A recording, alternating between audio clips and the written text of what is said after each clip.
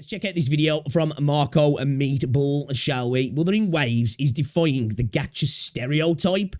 Is it? I'm curious to see what he's got to say here. What about Wuthering Waves is defying the gacha stereotype? I will say one thing, though.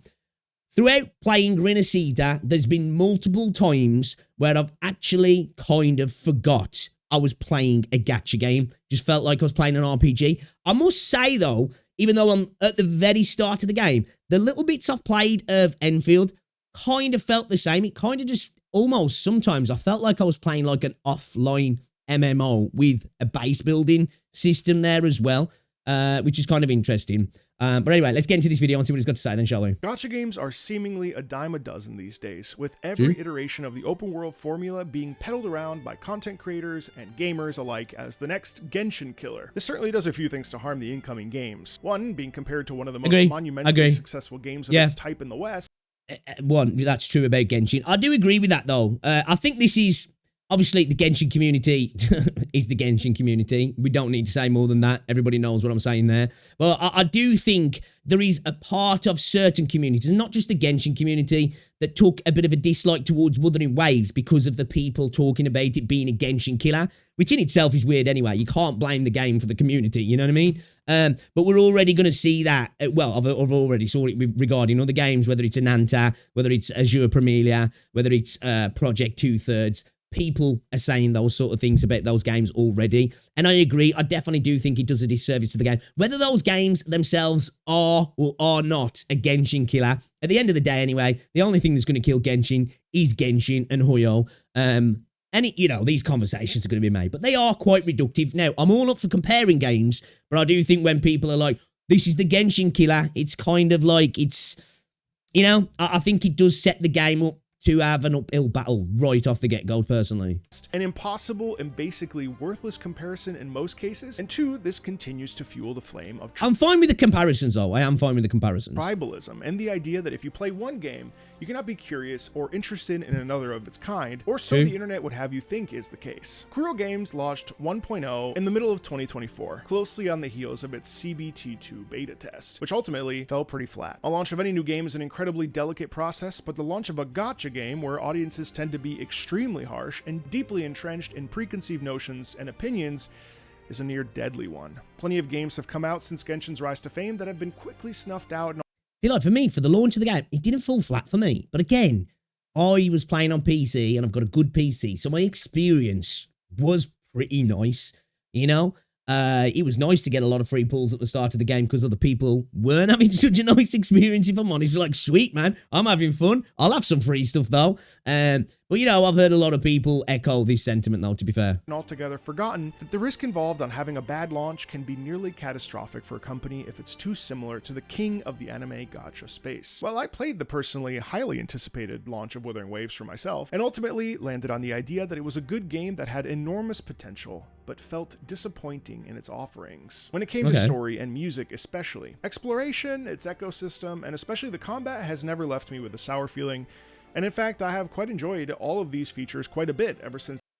I'd say, personally, I think the combat's peak, you know? I think the combat is, it's not even just like, it's okay. I think the combat, fire, absolute fire in Wuthering Waves. Now, you might not like it, but from my personal point of view, I think in regards to action, combat that's, you know, skill-based, you know, all about momentum, all about reactionary combat. It's as good as it gets in this space, personally. And when I think of the really great combat systems in that regards in this space, it's Wuthering Waves, it's Zenless, and it's PGR. Maybe with a little mention of Aether Gaze as well, because that's pretty decent.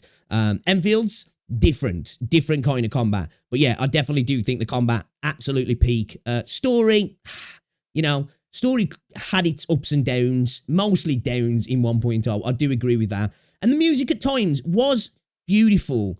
But yeah, I agree. I think quite a lot of the music in 1.0 was lacking, and it just didn't live up to the standards of something like Punishing Grey Raven either. I think that was a major problem. And sometimes it just didn't feel like it fit very well, if that makes sense. Now, Renacita fixed all of those issues regarding the music. The music's amazing. And the stories took a massive upturn as well, hasn't it? The original 1.0 release, and have played it consistently over the last 7 months. The music overall felt all over the place and with no particular sense of direction, and was a Fair. far cry from the melodically driven and powerful pieces of Kuro Games' first offering, Punishing Grey Raven, a game True. of music I enjoyed so much that I Although it wasn't their first offering, but true. actually discovered a love for EDM that I didn't even know I had. 1.0 felt unfinished, rushed, and generic, with its somewhat muted colors, vast open spaces with not much to actually see that didn't feel kind of bland and samey, and music that ultimately wasn't bad, was just incredibly forgettable. Beyond these complaints, the gacha system, always a sticking point in these types of games, followed the tried and true formula of its rival in the space,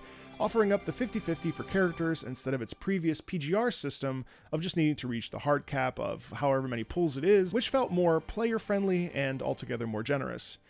That said, the weapon banner was guaranteed at 80 pulls max, and Kuro has continued its player-forward model of making it fairly easy. True, you know, it's not the worst system. Again, as I say, on the surface so far, I know I keep talking about Enfields, but I'm playing it at the moment, so of course I'm gonna. I really like that system. I would like something like that personally, but I'm okay with Wiwa's system. Just at the minute, I've been getting unlucky and losing all my 50-50s and having to go hard pity on the weapon banner because the weapon banner hates me. But, you know, it's definitely not the worst system. Easy to accrue the necessary in-game currency. Genshin can't kill itself. I'm sure they've been trying for the last few months. In order to properly pull for characters as a free-to-play player. It does seem that way. But based on my conversations with free-to-play players, most have been pleased with their ability to play the game and receive characters they want, even when losing the 50-50. I know it's unrealistic and not financially lucrative for these types of games, but having the 50-50 player-unfriendly system go away while retaining the gacha component is something I hope to see as these games continue to dominate the market. With their Do you reckon we'll ever get to that point where that's commonplace? I don't know. I feel like there has to be some randomization, or if it does become more commonplace, I think the guarantee will become a bigger and bigger reach. And what I mean is it'll cost more and more pulls. You know, if we get to some sort of standard where there is no 50-50 in the majority of these games, I don't think you'll be getting those characters at 80 or 100 or 120 pulls. We might see it go further and further. In my opinion, which I don't know if necessarily that's what I want either.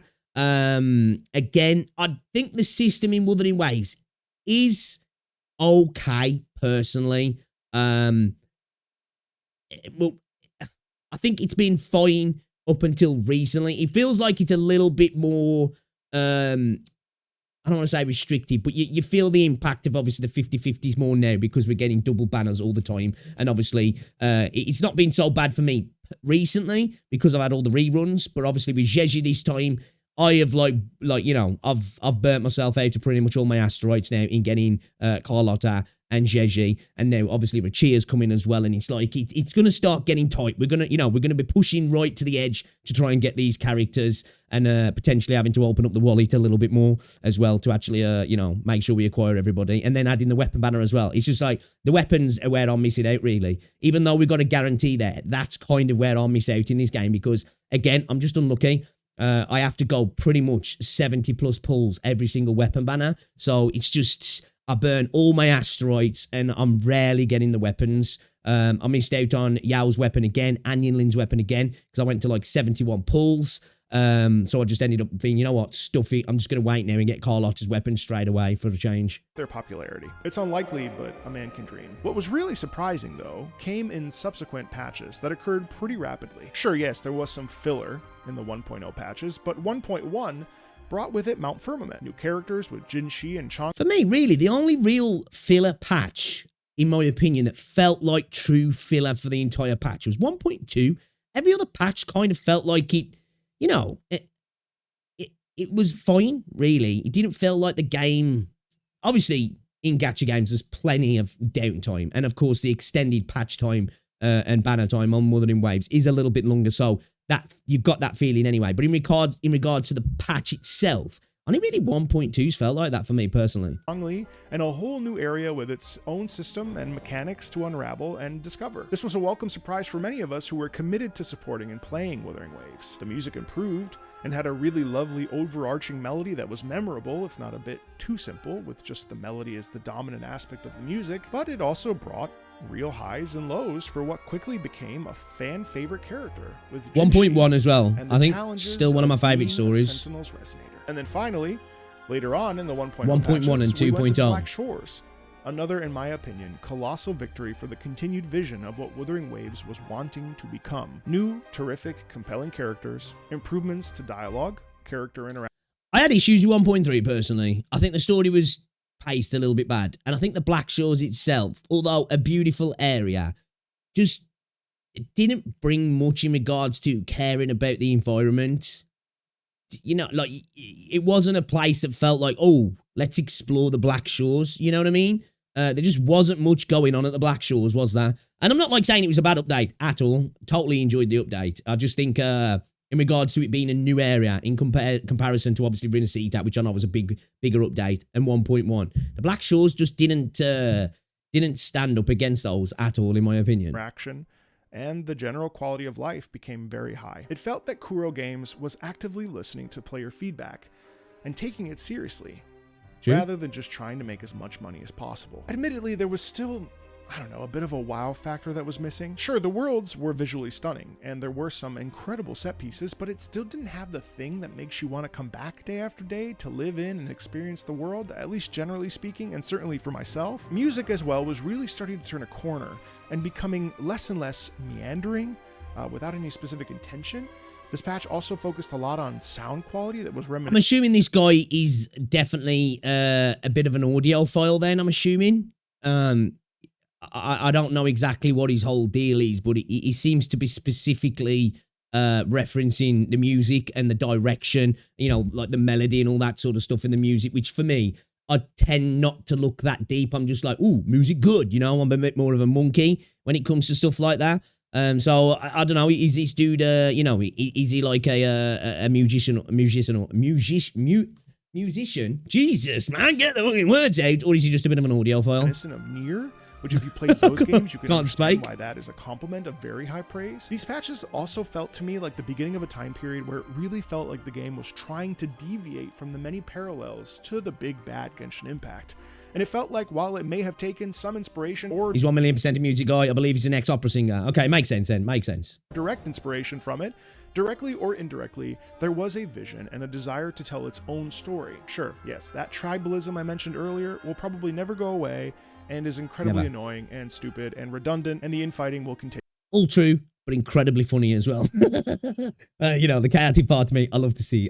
He's right. All stupid, all dumb. It's never going to go away. But at the same time, it's kind of funny watching people act like chimpanzees in the zoo about gacha games, man. I love you. Continue for the foreseeable future, especially with an at times disgruntled fan base who feels like they're not being heard. But at least Wuthering Waves was starting to feel like a structured game with an idea of what it wanted to be. That takes us to today. And I have to say, the ridiculously successful Wuthering Waves 2.0 update, and ultimately the point of this video. So has Wuthering Waves managed to actually make waves? Yes, astonishingly. For the first time, the game truly feels like it has its own identity, free of the confines of previous comparisons to the other game in the market of this level. Has Wuthering Waves music improved its music? When I tell you it's basically a miracle, I cannot understate enough how good the music in this update actually is. Every way It really is. And again, as a layman, when it comes to music, you know, I like music, but I'm not even going to pretend I'm a music guy. I'm not. You know, it's a vast improvement. But again, as 2.0 as a whole has been a vast improvement across the board, hasn't he? You know, now I know there's some people who might not necessarily like the direction the game's gone. Fair enough, whatever. Aesthetically, that might not be a bag. But I think in general, overall, you know, music, story, voice acting, pacing, environmental design, environmental activities, gameplay, quality of life, everything has just been such an increase in quality and production levels. It's insane. Where you turn, there is a new surprise to witness and hear. I have played this 2.0 song so much I can't stand it anymore. By not veering off the road most traveled or stumbling on ancient ruins. The game has music in spades, not only that fits the narrative, but also elevates the narrative to the point that repeat listening in your car would also be delightful. it moves beyond the game. When we take a soundtrack and move away from the game with it, that's when a soundtrack is truly victorious, and that would ultimately be the best way for me to describe the soundtrack. Victorious. A victory. 4 tracks in particular really stand out to me. The track Within the Church of the Order of the Deep, welcoming us with this sound of hallowed ground where every step you take is sacred, it was beautiful. where we're led to believe that the majesty of the Sentinel is with us at every corner. Sharp, incredible horns announcing our arrival. That particular bit there gave me very Final Fantasy X kind of vibes. Now, I'm probably connecting that a little bit more now just because I'm replaying through Final Fantasy X.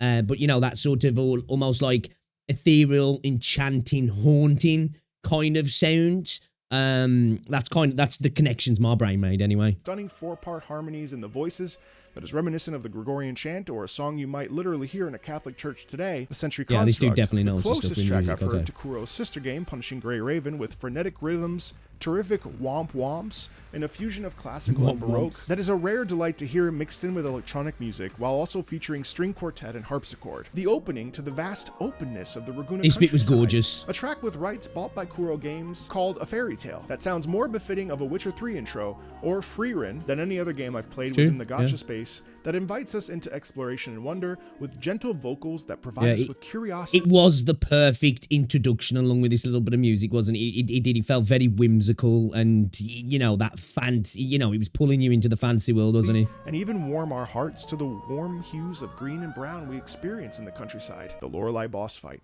with echoes and references to Mozart's The Magic Flute. A reimagining of a timeless song that will have cultural implications far deeper than one can even begin. You boys to at Kuro are pretty cultured guys, aren't they, man? In many ways. Opera as a musical medium, and that elicited this outrageous reaction out of me, a former professional opera singer.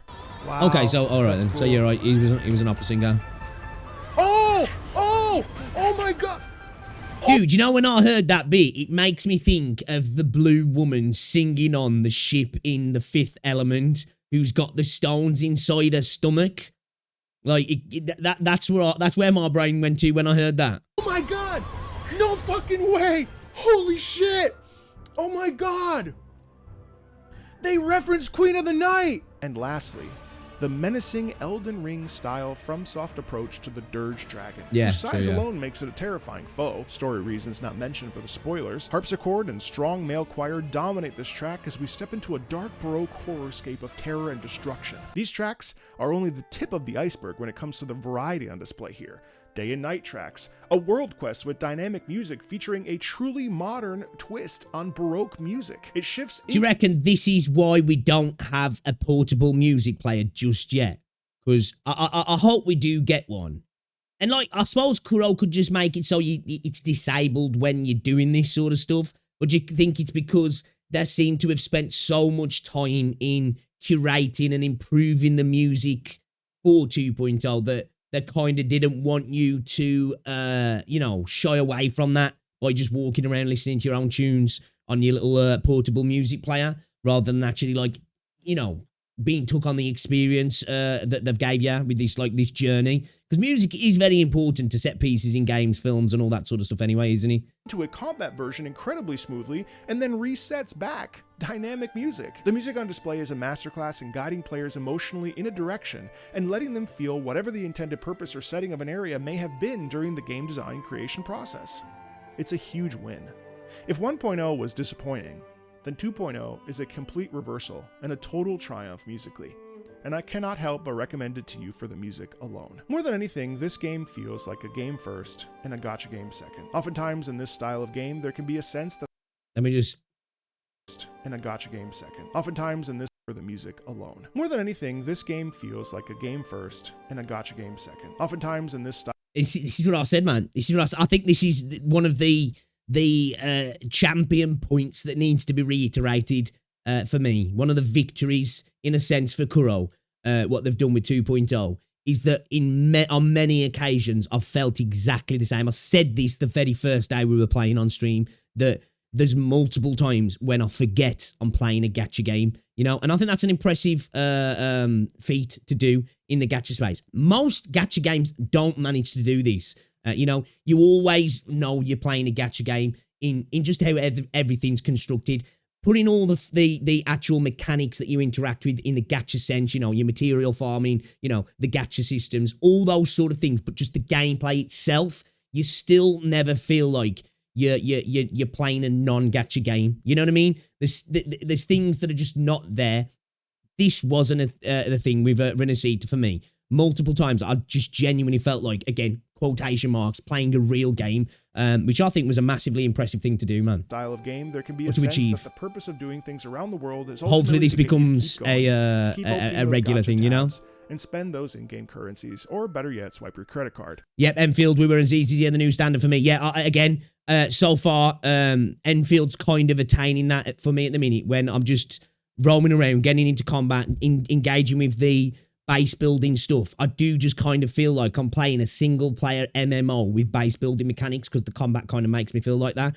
And yeah, I think Zenless does a good job as well of feeling like a linear RPG as well. It doesn't do it as much, but there are times when that game does it for me. But in regards to standards, I agree. I think when we look at the leading lights in the gacha space, in my opinion, of course, I agree with you there. I think at the moment, Enfield, Wua, ZZZ are doing such good jobs. I'll throw PGR in there as well because I think PGR is a great game. It's just the thing with PGR now. It's showing its years, if you will. But if we're going to look at the premier games in this space, I think it's fair to say that at the minute, those 3 games are. And of course, obviously, we've only engaged in a little bit of Enfield, so I'll need to put that out there. But yeah, I agree as well. I do. But in the case of Wuwa 2.0, it doesn't feel this way in the slightest.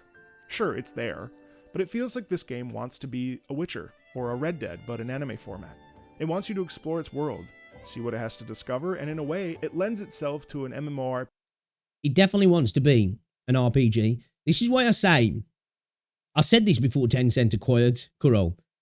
An investment, a company buying Kuro would not be a bad move. Because if you can expand Kuro with the same ideology that they've got now and get it to the point where they're able to produce other titles and other titles outside the gacha space, you've got an incredibly good company here that could potentially be creating games like that. I know this might sound like a world thing to say for some people because I'm like, dude, calm down. It's just a gacha game. But I do genuinely believe, given the right money and doing it in the right way and expanding how they want to expand and bringing in the right kind of people, I think Kuro could be a game making things that are like anime versions of The Witcher, you know, genuine class games that people look to and go, you know, that's a fire title in the RPG space, personally. I really do. RPG experience, kind of.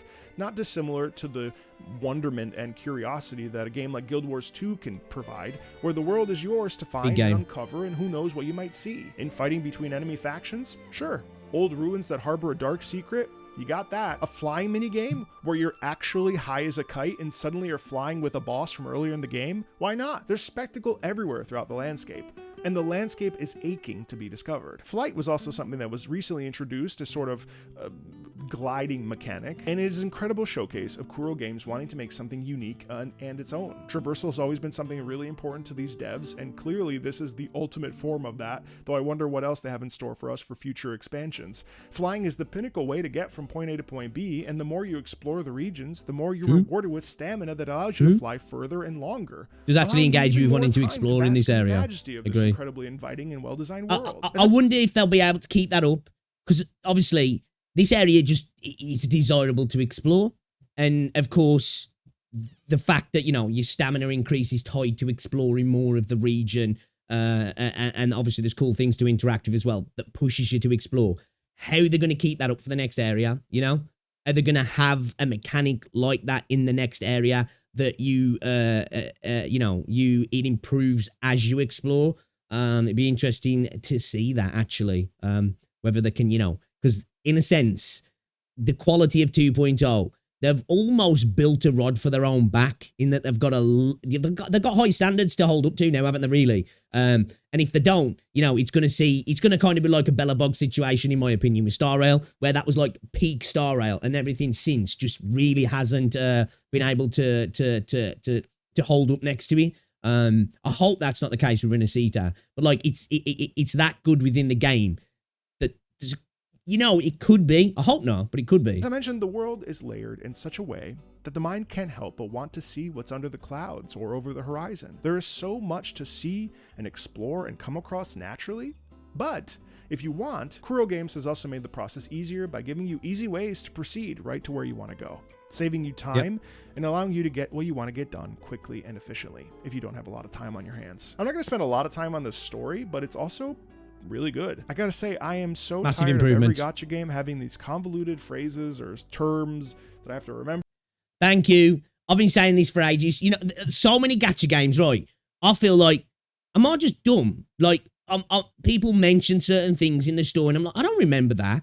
And I've got a terrible memory anyway, but I'm like, am I getting dementia or something here? And I don't remember that. And it's the way these games are written a lot of the time. As he said, they have these convoluted yap fests that are told in such a way, this simple thing that's really simple to explain becomes this convoluted mess that you just kind of like miss what's going on, because they're telling you a simple story and they're making it incredibly convoluted and intricate because of the dumb terms they're using and the way they tell stuff sometimes.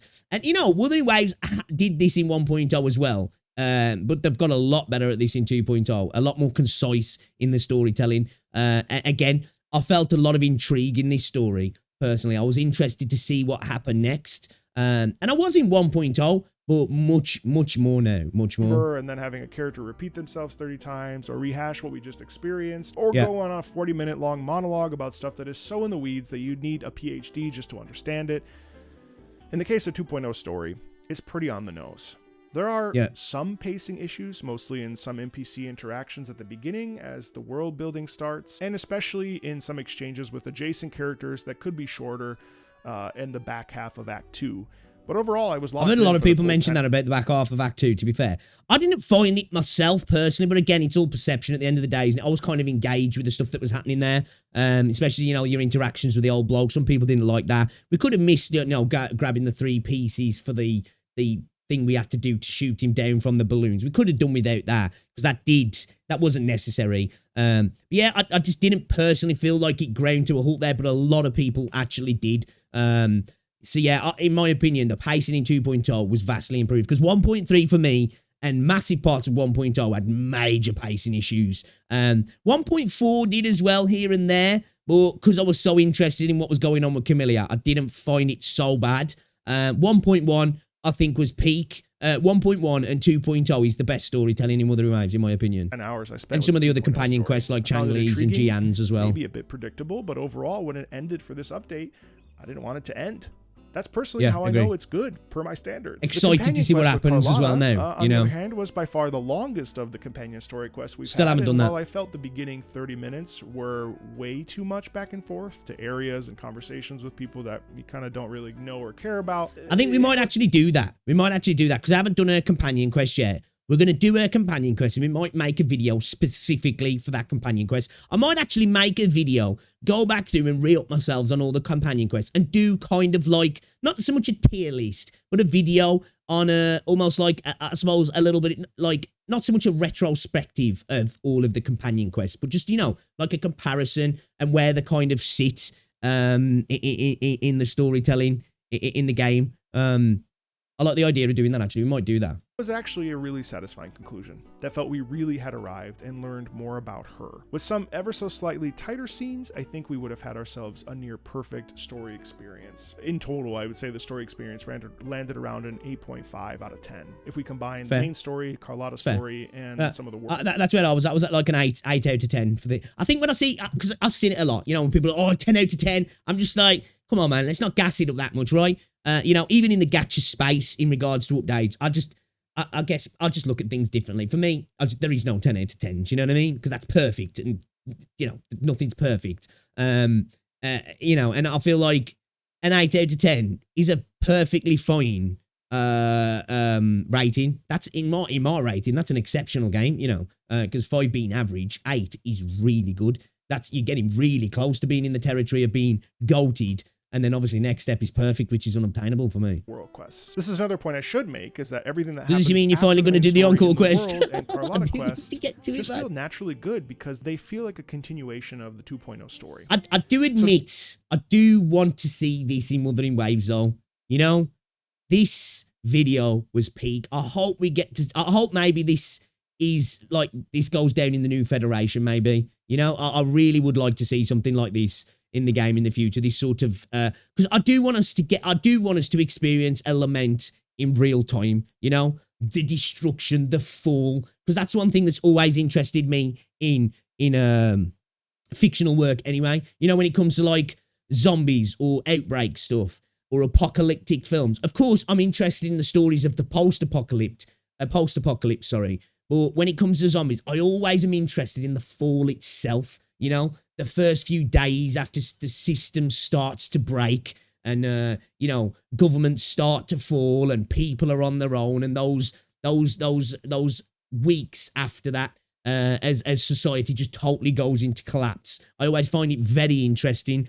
Personally, so I really would like to see something like that in Wuthering Waves as well, as to get to experience that real time and not just from cutscenes as well, but you know, we've already saw the game's capable of these cinematic set pieces, like at the end of 1.3 going up to the boss, so the Fallacy of No Return, and the world quests as well in 2.0 that we saw in the IGN gameplay of you with Rachia, you know, going up the hill. And there's the, I forgot what the enemy's called now, you know, and it's the lightning's going off and there's all the destruction happening. They've got that capability, you know, so we could see something like that where it's a little bit more semi-on rails and, you know, there's all this stuff going on with NPCs and Tacids coming in attacking and the sky's cracking and there's fire everywhere. I think it'd be really cool, man. So these world quests or companion quests, which oftentimes could feel like filler a lot of the time, actually fill some really nice gaps for characters' motivations.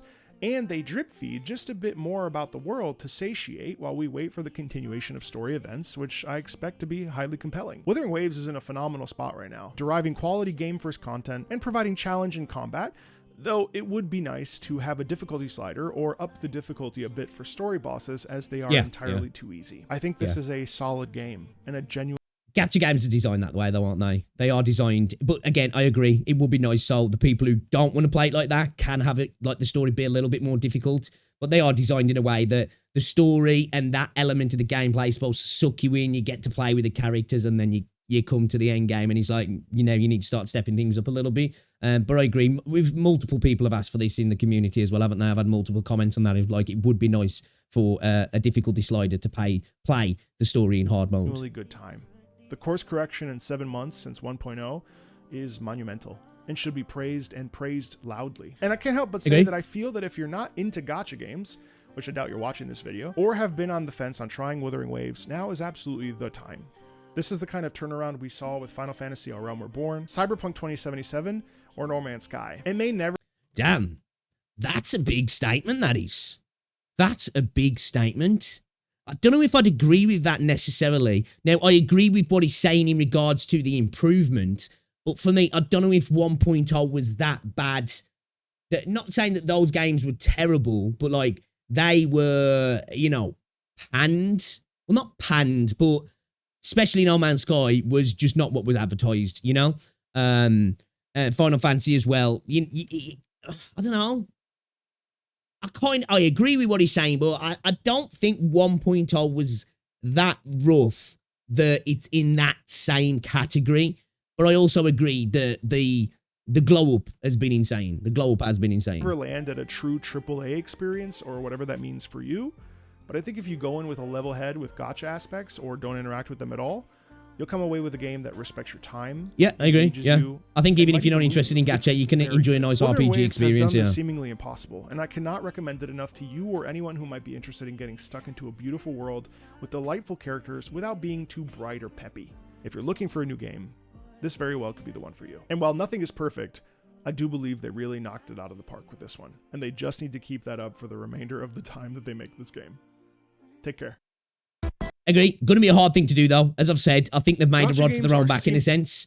And this hey, who knows? I hope it's not the peak, but, you know, I feel like they've set themselves some incredibly high standards. Hopefully they can keep attaining them. Yeah, great video this was. As I said, Kathy shared this in the Discord earlier, and I'd already added it to my watch late, so I guess great minds think alike. But yeah, this is a good video. I'm going to subscribe to this dude, actually. Nice content. Again, I assume just from listening to, because I've never seen this dude before, it was obvious that the dude is a music guy from just the way he was speaking about the music, but to see that he's an ex-opera singer is pretty cool. It's always nice to see people from different professional backgrounds interact with games coming from the, you know, their personal background in the way that they work. So they look at it from a, like, you know, through a different veneer, so to speak. They see it in a different way.